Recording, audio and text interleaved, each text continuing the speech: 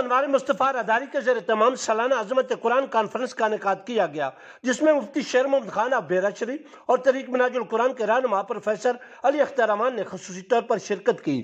اس عظیم و شان پروقار کانفرنس کی صدارت ممتاز عالم دین علامہ حاجی محمد اسلم الحسنی نے کی۔ دستار فضیلت کی اس عظیم شاندار پروقار محفل میں حفاظ کرام سمیت دیگر مختلف شعبہ زندگی کے افراد نے بھرپور شرکت کی۔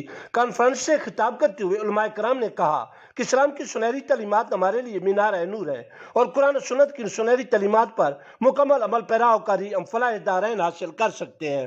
انہوں نے کہا کہ وہ والدین بہت خوش قسمت ہیں جنہوں نے اپنے بچوں کو قرآن مجید فرقان حمید حفظ کروایا ہے۔ علماء کرام نے والدین پر زور دیا کہ وہ اپنے بچوں کو اسلامی اقدار سے مزین کریں۔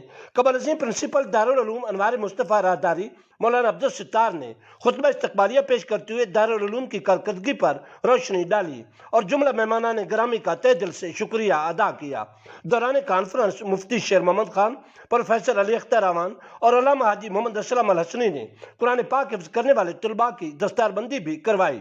آخر پر ملک و قوم اور عالم اسلام کی تعمیر و ترقی اور امن و خوشحالی کے لیے دعا بھی مانگی گئی۔